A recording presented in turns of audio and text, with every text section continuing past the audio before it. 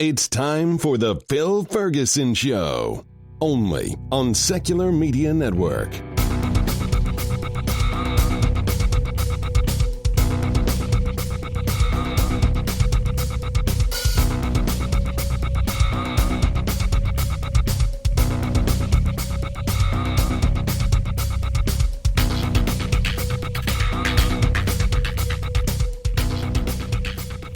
Well, hello, everybody. This is Phil Ferguson, and you are listening to The Phil Ferguson Show.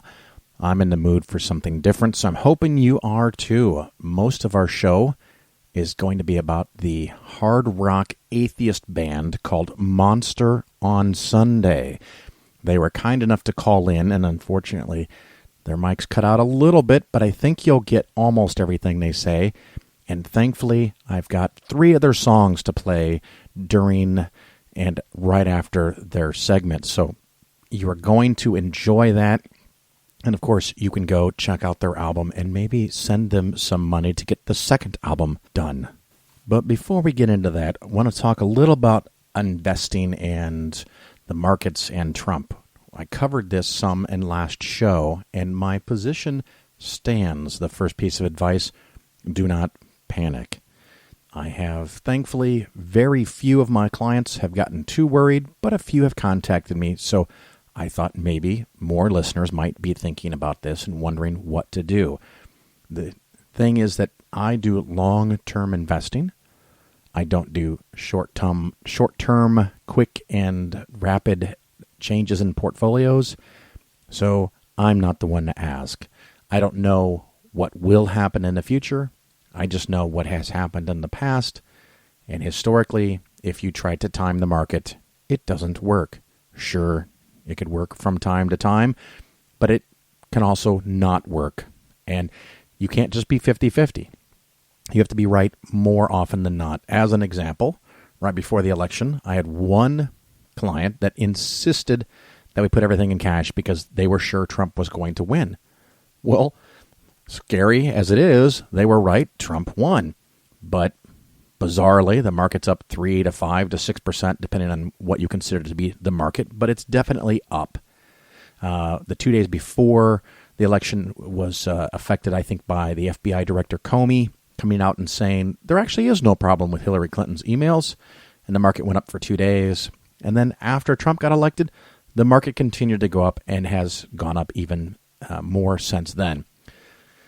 What it will do next, I stand by my position. I don't know. I really, really do not know. One could make an argument that Trump is going to ruin the world. And I think that's pretty appealing. But one could make the argument that the economy is going to do better because Trump is president.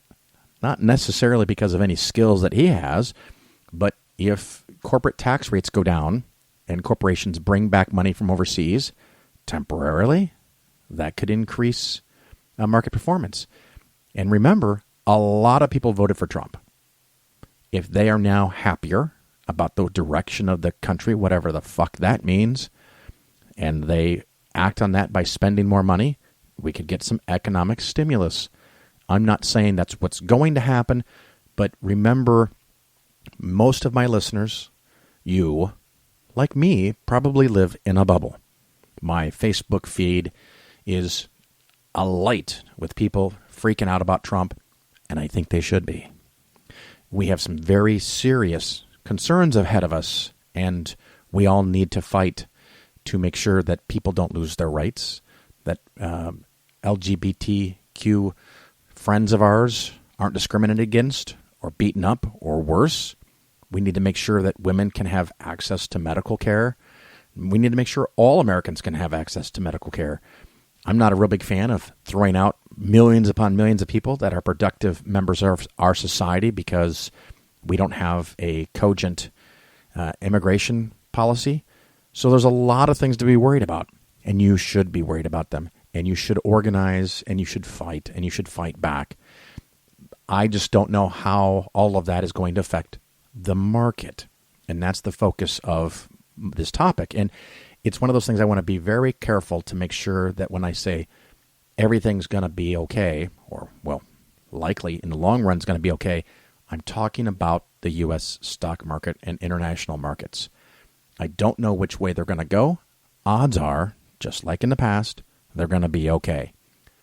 And I separate that from social issues where things are not okay, and we need to fight that. So I wanted to get that out of the open.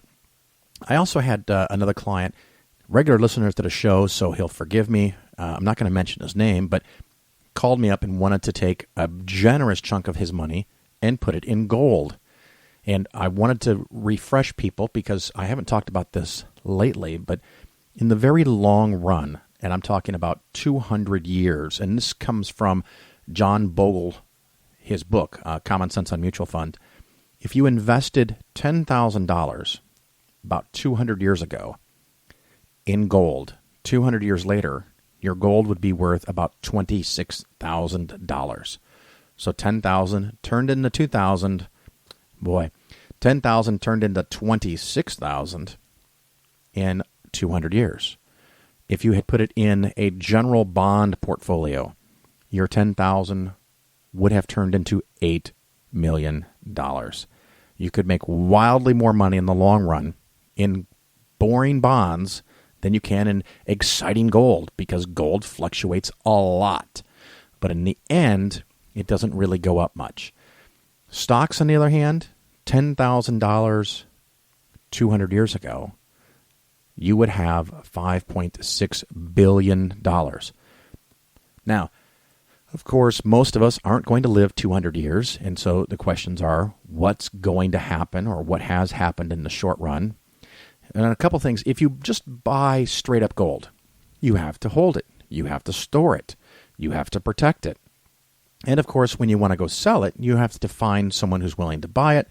If you can't find a person to buy it from you, you will have to sell it to a dealer or some kind of shop. Maybe you buy coins. And sometimes they mark the coins and the gold up when you buy it. And then, of course, they mark it way down when they buy it back from you. So not only do you have to be right, but you have to cover a 20 to 35% markup when you sell it and a 20 to 35% discount when you sell it back. So if you own gold for an entire decade, and let's say it doubles. Let's say it makes 7% a year. It doubles over a decade. Did you pay 20% extra when you bought it and lose 30% when you sold it? Well, now you've lost 20% on the front end and 30% on the back end, which, if you bought it at 100 and sold it at 200, you've now barely made any money, even when you were right. So it is very, very difficult to make real money in gold. You can buy gold funds, and these funds will invest in mines or mining companies. Sometimes they actually buy and hold the assets for you, so you don't have to have all the cost on your own. And of course, there's some efficiency there. One of them here is an example, Fidelity Advisor Gold A. In the last 10 years, this fund has lost, on average, 2.68% per year. Over the last decade, gold is up, but yet this fund is down. Part of that is because this doesn't even include the front-end load. It has a 5.75% load. If you have a whole bunch of money, you might be able to skip the load, but it's a load fund from Fidelity. The expense ratio is 1.2, which you could have worse, but it's kind of high. And they buy and they sell, and they have to be right when they buy and they sell. And of course, the turnover will cause you tax consequences. So it's not like buying and holding on to a piece of gold. You're investing in gold things. And often these funds will stray away and buy other metals or other real assets like oil. And oil has done terribly before, but this is a gold fund, so we're going to assume they're going to stick mostly to gold. Over the last decade, they've lost money. So while the stock market has doubled, this gold fund has lost 2.68% per year, about 3% per year, compounded 30-35% loss in a decade. So I'm not real impressed. The long-term returns are poor. Short-term returns are poor. And there's no way to know what's going to happen in the future. Now, someone said to me, well, if a lot of liberals or a lot of people that like Hillary or a lot of people that don't like Trump start buying gold, won't that push up the price of gold?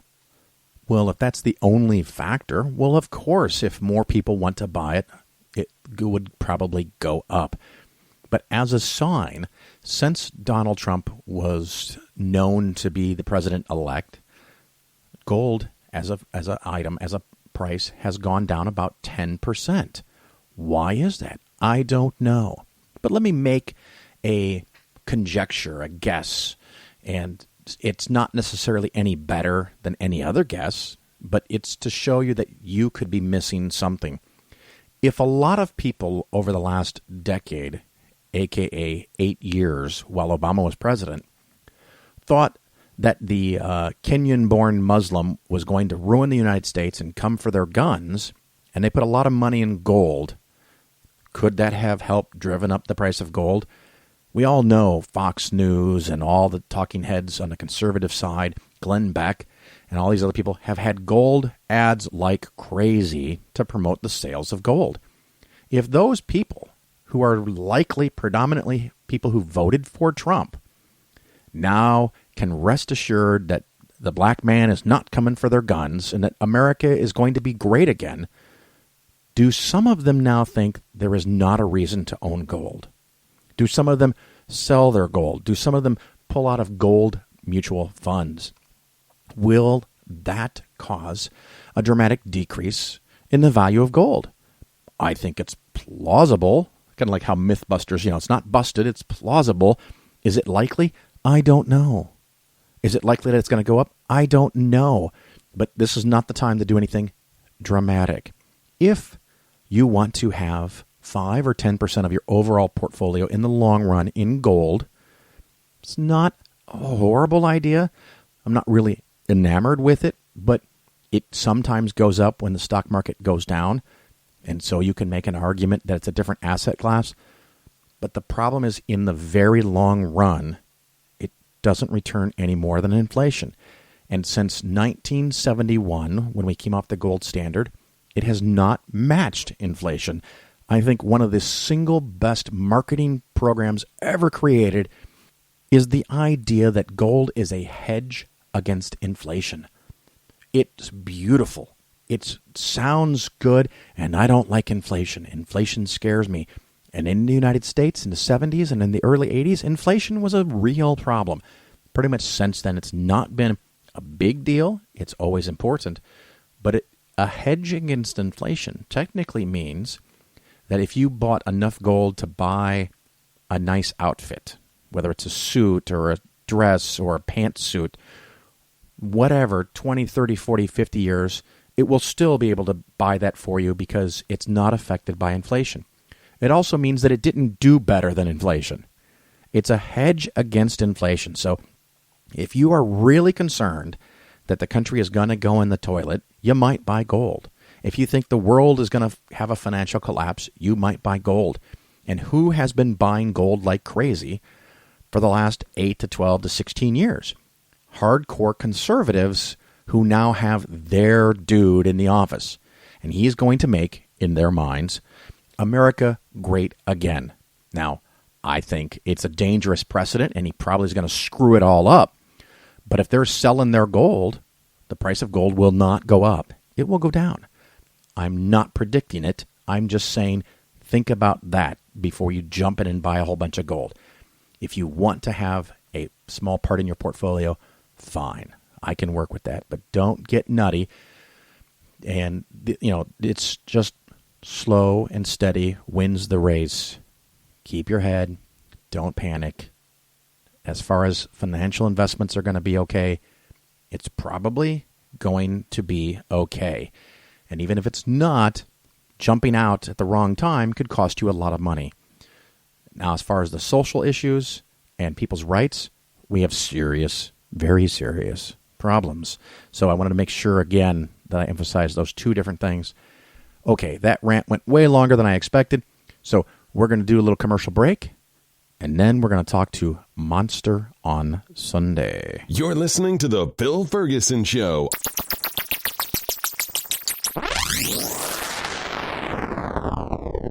Here's an excerpt from Fear of Physics by Lawrence Krauss.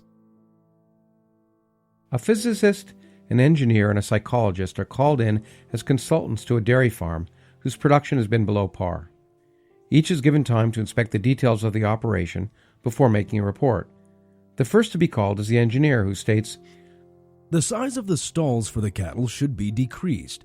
Efficiency could be improved if the cows were more closely packed, with a net allotment of 275 cubic feet per cow.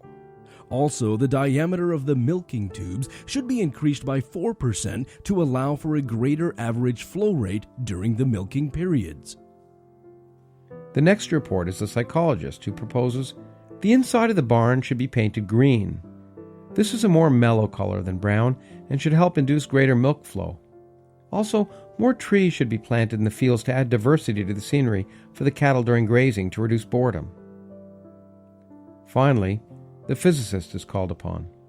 He asks for a blackboard and then draws a circle. He begins. "Assume the cow is a sphere." This old joke, if not very funny, does illustrate how, at least metaphorically, physicists picture the world. The set of tools physicists have to describe nature is limited. Most of the modern theories you read about began life as simple models by physicists who didn't know how else to start to solve a problem. These simple little models are usually based on simpler little models, and so on, because the class of things that we do know how to solve exactly can be counted on the fingers of one, maybe two hands. For the most part, physicists follow the same guidelines that have helped keep Hollywood movie producers rich. If it works, exploit it. If it still works, copy it. I like the cow joke because it provides an allegory for thinking simply about the world, and it allows me to jump right into an idea that doesn't get written about too much, but that is essential for the everyday workings of science.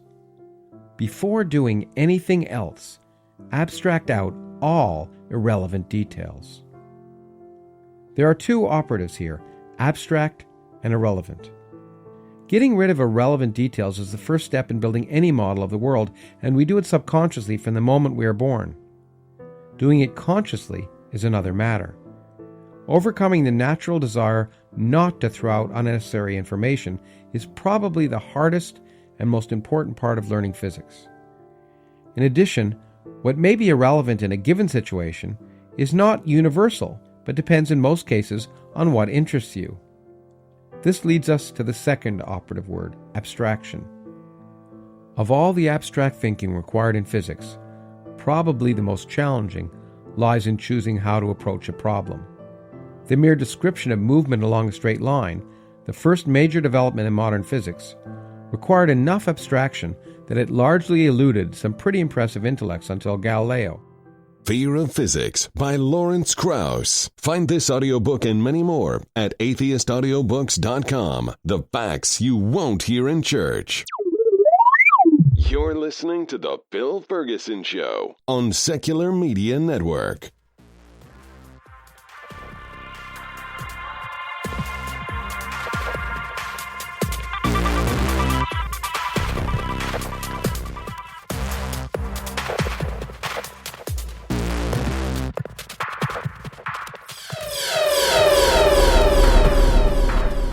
This is Phil Ferguson with Polaris Financial Planning, the home of science-based investing. I see people owning really bad investments all of the time. Many advisors are paid a commission by a big company to sell you something you may not need. It's kind of like church. They create fear, then they tell you what you want to hear, and then they take your money. What you want is an advisor that is paid only by you. That is a fee-only fiduciary advisor. Remember, people work for who they are paid by. You can contact me, Phil, at PolarisFinancialPlanning.com, or listen to the cleverly titled The Phil Ferguson Show. Each show, we have an interesting investing skeptically topic and an interview with someone fighting to end religion. Polaris also gives 10% of gross revenue to support the growing secular movement. You're not just getting better investments, you're helping to change the world. All right, everybody, welcome back. This, of course, is Phil Ferguson, and you are listening to The Phil Ferguson Show. With me today, I have the entire crew of the rock band Monster, on Sunday. Steve and Tally Cass, how you guys doing? We're doing great. What's up, people? And just for the listeners to know, I'm going to do a mea culpa. I fucked up and didn't show up for the interview with Steve and Tally, so they are being very, very kind and doing this later than we'd planned. So again, I know I've already apologized a dozen times. I am so sorry for fucking that up. Well, we're happy to be on the show. Yeah, no worries. You're still good. You're still on our good list. Well, for the listeners, it's really easy for me to say Monsters on Sunday, but that's not right. It's Monster on Sunday. That's correct. That's right. And where does that name come from? Well, that's up to the listener. We have a song called Monster on Sunday, and maybe I'll let Tally talk a little bit more about that. We have a song called Monster on Sunday, and I guess it takes the listener through different ideas of who is the monster. It kind of challenges the listener to decide for themselves who they think the monster really is. Is the monster... Well, is it God? Is it the atheist? Or is it the person that... indoctrinates their child into religion? Which one is really the culprit there of... You know, you can listen to our song and you pick for yourself. Of course, when we played it live, everybody yelled out Jesus. So you know where the majority of the crowd sits on that question. Now, you guys have done some of the rounds on the Atheistic podcasts, and of course, you were my warm-up band for the Reason Rally. That's right. That was a really fun show. Yeah, that was supposed to be a joke, but thank you for playing along. For those who don't know, there was a big party, and it was Monsters on Sunday as the live band, and then when they stopped, I had the unenviable position of being the DJ after the live band, which I actually told them they should never ever do to anybody. But you know, it was funny because the band before us cleared out the room, and so we were very nervous if we were even going to have a crowd. But apparently, people had heard of us and bought our CD, so we had a crowd, and it just grew, and the show just got more and more awesome as it went along. Yeah, it did better than I feared, and there were two parties at the Reason Rally, and I don't know if you guys knew this. The other one had a band DJ, another band DJ, band DJ. We weren't there, so we don't really know. All I know is went that down. certain awesome members from that party came to our party and watched us play the show. There you go. I did. Ours was the one to go to, though, because we had all the people I waiting. think we can agree. Like, what's going to happen here? It was really quite interesting and fun and exciting. A super exciting show, I just got to say. It was really fun. You're working on your second album, but the first one is called Baby Eater. That's right. And it's explicit, so in case my listeners are delicate, it might have words in it that offend the ears. Fuck. Yeah. just to name one. I've heard your show. I know you swear on it, so Yeah, it can't be that delicate. It's I've gotten something like 55 reviews on iTunes, and only 2 are not 5 stars, and both of those complained about the fact that I swear. Well, and one of them was like it was something like it was completely gratuitous swearing, and I'm like, what the fuck is that? Oh, cool. Exactly. Well, we don't really do much swearing. We just call either religious people or their gods a motherfucker. Yeah. I really don't know how much else we do. Absolutely. And so you're working on the second album, and we might play, maybe, you know what we could do? For the listeners, maybe we could sample something for them? Absolutely. Not from the second album. Oh, yes. No. First album Because only. it doesn't exist yet except for in pre-production in our minds. But we could certainly sample something from the first album or from the live show. Well, I'm thinking let us try Make a Believer. What do you think? Yes. That would be a fantastic song to try because when we did play the Reason Rally, I dedicated that song to Ray Comfort because he was attending the Reason Rally. So it made it a lot of fun at the live show, and we could take a listen for sure. I was really looking forward to meeting Ray Comfort at the show and getting a sandwich. Unfortunately, I had to settle for Lawrence Krauss and sorry, and David Silverman and Penn Jillette and people like that. Sure. Now, should we just play a sample, or should I play the entire song? Yeah, let's play the whole song. Okay. And So it's about 3.5 minutes long. So we're gonna go into that, and then when it comes back, we're gonna kind of deconstruct it and talk about it. How's that sound? Sounds great. All right. Plan. Hang on a second, guys, and we'll play the song.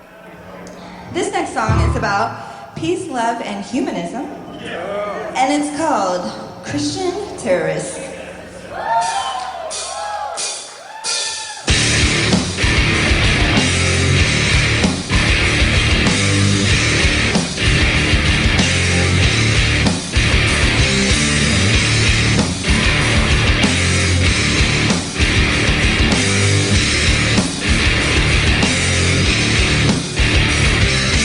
Brainwash myself, always around me.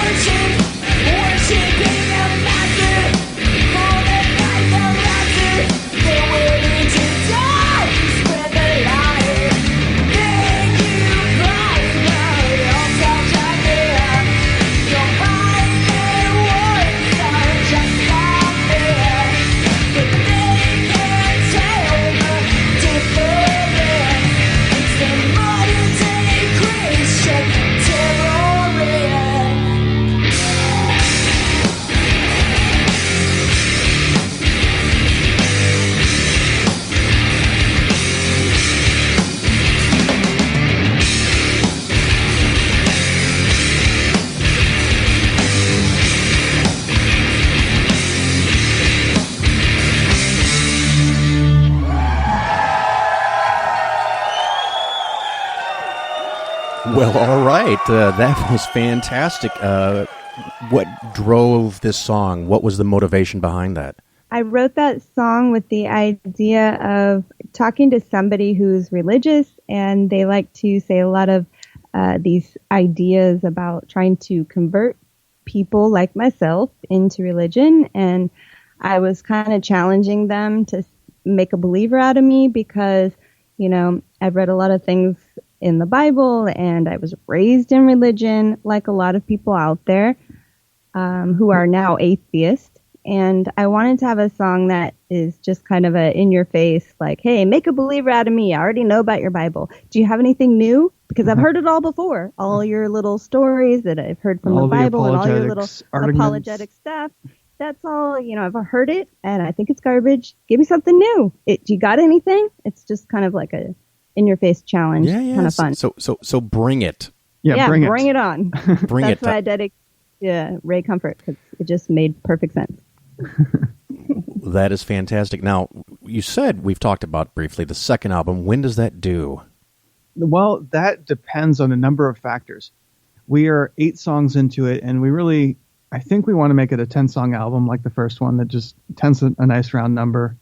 It could be a year, it could be a year and a half. It really depends on how long it takes us to record it and our financial situation to do that.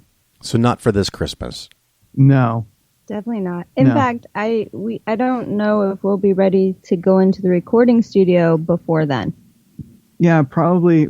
I bet we would be ready pretty early January in the next year to go into the studio. I think by January or February we'll probably be ready to go into the studio to record it. Currently, we just go into the studio and you're talking to not only Monster on Sunday but the record executives of Monster on Sunday who have just an enormous budget to do these things and to do them quickly. And so it takes a bit of money to do it, and so it generally does take us how long it'll take it to get it done after that. It generally, on our own financial situation, does take us almost a year to record a single album. Mm-hmm. So, but we're very fortunate. We have a lot of fans who are very supportive of us. They have bought a ton of our merch. We send out huge merch towers. It's just awesome. They also had a number of people that donated to us through our website. Yes, and tell us, where can they go donate, buy merchandise, and buy the music? So that'll be monsteronsunday.com. Well, that's pretty straightforward. Pretty easy. And how much is the CD? And the CD is $15. You can get the hard copy from us there, as plus well shipping. As digital downloads. You can also do digital downloads for a little bit cheaper. And actually, either way, you don't really have to feel too bad because we make about the same amount of money. And then you can get all our merch, like T-shirts, bumper stickers, things like that. And you can go to the donate section if you really like what we do, and donate through that portion of the website as well. Any kind of sales or donations really do help us speed up this project immensely. So it's very helpful. Well, and it's one of the things I stress on this show all the time, and I hear from listeners that they love the atheist movement, the secular movement, the humanist movement, whatever the individual listener has their heart set on. But it does take money. So if you want music to be out there, you have to support the artists, and that could mean buying the CD. It could mean buying some of the merchandise. It could mean donating some money. I mean, what if somebody wanted to help underwrite a CD? Is that even an option? I don't know what that means, but... Just say yes. We're open to all kinds of donations. You name it and we can figure it out, because it definitely can speed things up for us big time. If you want to hear a Monster on Sunday album quicker than later, as opposed to thanking God when we're done our albums, we thank the engineers and the studio that we recorded in, and the people who've donated. We know that it takes people, and those people aren't free to make awesome music happen. Now, if someone goes to Amazon, do you make the same amount of money selling it there? No. Okay. Amazon and iTunes are fantastic because we do sell a lot of music there, but we make about half. And of the profit that we would make through our website. I think that's pretty standard, though, out there. Yeah. Oh, I'm sure it's standard. I just didn't know, so I wanted to provide more support. Don't buy it on Amazon. I mean, if that's your only choice, fine, but go to monsteronsunday.com. Yeah, we have our full store there and all kinds of tabs of interesting. You can look at photos. You can see different news, current events. It really is the whole your whole one-stop source for everything Monster on Sunday. Yep. Now, another song that we talked about in pre-show for the listeners, that little secret insights that we wanted to listen to, is called Christian Terrorist. And I think for this one, it might help if we have a little more information going into it. So talk to the listener about the song called Christian Terrorist. You want to go for this one, Steve? Well, despite its name, this is a very, a lot of people listen to our song, our music, and wonder, is this a positive atheist message? Absolutely. I think all of our songs support free thinking. We don't actually call the religious people stupid or things like that. Well, this song is a perfect example of a provocative title, but really what we're talking about is kind of a very humanistic message. Tally says it in her intro. Yeah, in my intro of this song, when we do play the song live, I always get the whole crowd going. I say, this next song is about peace, love, and humanism, and it's called Christian Terrorist, which is a little ha-ha. And everybody gets excited about it. But that really is the truth if you listen to the lyrics. Especially if you listen to the middle section, the bridge, where she really breaks it down. What are we actually talking about? Right. And you'll hear. Well, and I have the luxury, and of course other people have done this too, but I've not only heard the content, but I was there in D.C. to hear it all live. You guys put on a heck of a show. So where do you have any kind of show schedule before we play this next song that you're going to be at sometime soon? We don't have shows scheduled at the moment. We're really working on our next album and also still promoting the last. So we're really busy with songwriting and doing things like this. We are trying to get something together really big. We can't give any details because we don't know if teaser it's going to happen. But we're working with something really big, and we're hoping to start talking about it pretty soon. Excellent. Well, maybe, of course, you come back for that, right? Yeah, absolutely. All right. So we talked about Christian Terrorist. Let's go ahead and play that one and let the listeners pay attention, listen to the lyrics, and see what you get out of it. So we're going to do Christian Terrorist. All right, guys, get ready to rock. All right, so this next song goes out to a very special person who attended the Reason Rally this year, and that is Ray Comfort.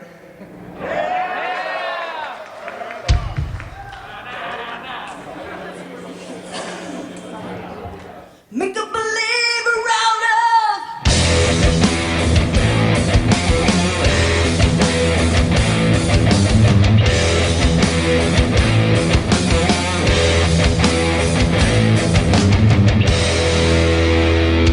read by the Bible. Yeah, we signed to me since birth.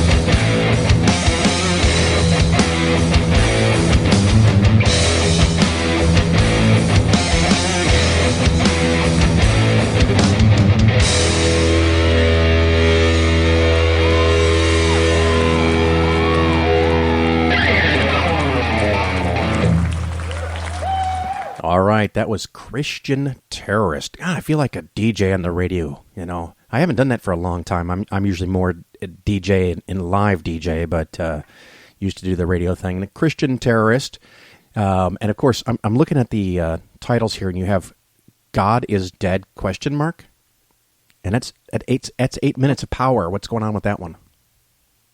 That one there's actually a cover of a Black Sabbath song. How did I not know that? Because it came out of their album 13, which was released in 2013. So a lot of Sabbath fans checked out back in the 70s. But Ozzy came back and they made a really kick-ass album called 13. And that was one of the songs on there, God is Dead, with a question mark. I wouldn't have put the question mark there, but Ozzy did, so... Well, that's so right. There it is. If you're going to pay homage, you got to do it right. Well, okay. The song's kick-ass. I don't know what homage you want me to give. I mean, I love Ozzy. Yeah. I just disagree with the question mark point. Yeah. No, I get it. Now, I'm just curious, technical question. When you do a song like that, do you have to get the rights in advance to cover it? Now, what you do, yes, and in a manner of speaking, what we did was we paid for mechanical royalties. So every time you buy the album, you're supporting Black Sabbath. They're getting a small check. Very nice. Ozzy goes, oh, they sent me something. Yeah, and birthday present. Mechanical royalties. It's pretty standard throughout the industry. It gets more complicated when you release a video, like we're going to do as far as getting the rights to the video. I don't know if you actually want to put that part in here because that's kind of a squishy area at the moment.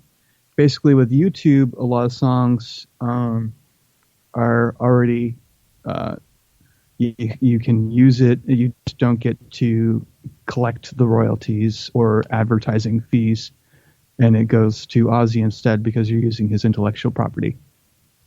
Yeah, I know. I've had a couple of podcasts where I put different music at the end, and I get nicked on YouTube. So they block the videos and threaten to shut me down, and so I have to be much more careful about that now. Well, you'll get those same things with putting our music on, except for you're not going to get nicked or shut down. It's just going to collect for us, actually. Okay. I guess now was a weird time. But that's how it works because we already have a licensing deal with YouTube. So you're not going to claim what rights on me that I've violated your rights and I'm taking away from you? Well, basically, I don't know how CD Baby tells you. It just basically tells you that you're playing our song and it's like a warning. It's a warning. You get a warning, but so you can still leave it online. You don't have to take down our songs. We'll just get paid every time. We get the warning too, and we won't be reporting, basically. Aha. Well, this is going to be a grand experiment. So if you happen to be listening to this on YouTube, I'm not really big on YouTube, but if you happen to be listening there and you don't hear it, that just means you're going to have to go buy the album. Anybody who shares our music on our podcast, if it goes on YouTube, they're going to get that same warning. And I warned the Camp Quest people ahead of time. And we just recently released a Camp Quest video with they released it and they added on our song Believe in Yourself, and so we let them know the same thing was going to happen. You can watch it, it's on there. That's part of our time our music is played that we own. People are notified, and CD Baby does its job and gives us our 0.001 cents. Oh, very nice, very nice. So would that be a good song for me to play at the end of the interview when we're all done with the show? Sure. Well, sure, yeah. Okay, so after we're done with the interview, I'll probably have closing remarks. I have to edit that later. And then when the whole show is over, everyone can listen to Believe in Yourself. Because if Camp Quest picked it, it's got to be worth listening to. I agree. Excellent, yes. Excellent. So what have we not covered? What else do we need to know about Monster on Sunday? Okay, well, what about the War on Christmas? Well, here it goes. So we are looking to release this video, this concert, us live in concert at the Reason Rally. You can catch the whole video on our YouTube and our website, and also maybe on Atheist TV. I haven't confirmed that yet, but it's probably going to happen. Very cool. And so we're hoping to start a random tradition where instead of watching whatever Christmas thing, you can join us in the War on Christmas and watch an atheist band rock out in order to, to do enough blasphemy on Christmas to do your part to fight the war on Christmas that we're accused of every year. I like, just kind of one of those things. Just own it, and let's take advantage of the marketing that's already been built for us. Yeah, kind of like the Baby Eater idea for our first album, but this is even better. And I'd also like to add that there's something really special about that video if you do watch it to take part in the War on Christmas. So you're basically going to be rocking out with your family on your big screen TV to Monster on Sunday in concert at the Reason Rally. There's a special song in there for you that's not on our album. It's called The Atheist 10 Commandments. And so that's really exciting. It's midway through the show, and you'll get a whole new special song in there that nobody's ever heard except for really live performances. Yeah, pay close attention to the lyrics, and that will be on our second album. Very nice. And what is your YouTube channel? Is it just Monster on Sunday? Yeah, if you look up YouTube/Monster on Sunday, we will come up. I was testing my psychic powers there. You can also just go onto our website, and all our videos will be posted on our website, and they're from YouTube, so you can just be lazy and go to our website, and that would be awesome too. Great. Well, guys, thank you so much. Again, it's Steve and Tally Cass. The group, the title is Monster on Sunday. The first album is Baby Eater. The second album is in the works. Go to their website, go to their YouTube channel, buy some stuff, or just throw a whole bunch of cash at them. How does that sound? Sounds amazing. All right, I guys. dig it. Thank you so much, Phil, for having us. Oh, my pleasure. And again, my apologies for fucking up the time. Thank you for being on the Phil Ferguson Show. No worries. Well, thank you for having us. Thanks. We've got to do our sign. We have a thing. Yeah, go for it. Our thing? Yeah. All right, put our mics together. All right, here we go. Normally there's a visual with this one, but you just have to imagine us throwing up the devil's horns when we do this. Are you ready? Yep. Yeah. Monster on Sunday!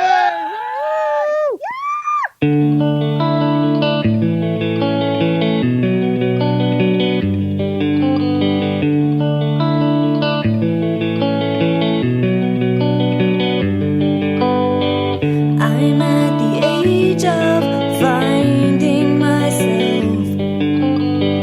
My mind escapes into fantasy.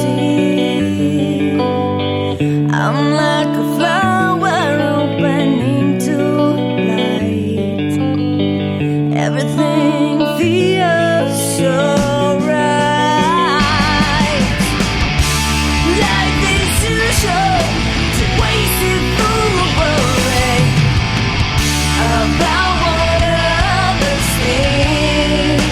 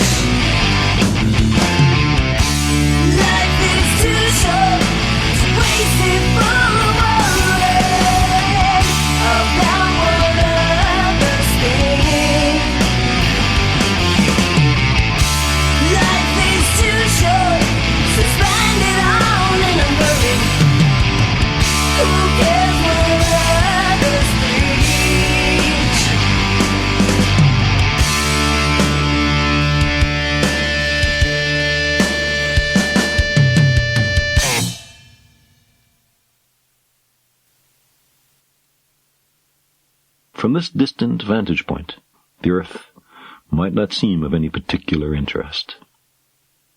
But for us, it's different. Consider again that dot. That's here. That's home. That's us. On it, everyone you love, everyone you know, everyone you ever heard of, every human being who ever was, lived out their lives. The aggregate of our joy and suffering, thousands of confident religions, ideologies, and economic doctrines, every hunter and forager, every hero and coward, every creator and destroyer of civilization, every king and peasant, every young couple in love, every mother and father, hopeful child, inventor and explorer, every teacher of morals, every corrupt politician, every superstar, every supreme leader, every saint and sinner in the history of our species lived there, on a mote of dust, suspended in a sunbeam. The Earth is a very small stage in a vast cosmic arena. Think of the rivers of blood spilled by all those generals and emperors, so that in glory and triumph they could become the momentary masters of a fraction of a dot.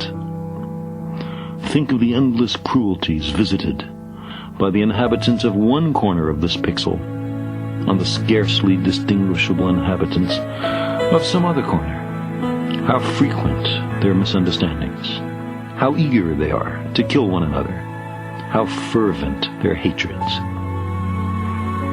Our posturings, our imagined self-importance, the delusion that we have some privileged position in the universe, are challenged by this point of pale light. Our planet is a lonely speck in the great enveloping cosmic dark. In our obscurity, in all this vastness, there is no hint that help will come from elsewhere to save us from ourselves. The Earth is the only world known so far to harbor life. There is nowhere else, at least in the near future, to which our species could migrate. Visit? Yes. Settle? Not yet. Like it or not, for the moment, the Earth is where we make our stand. It has been said that astronomy is a humbling and character-building experience. There is perhaps no better demonstration of the folly of human conceits than this distant image of our tiny world. To me, it underscores our responsibility to deal more kindly with one another and to preserve and cherish the pale blue dot, the only home we've ever known.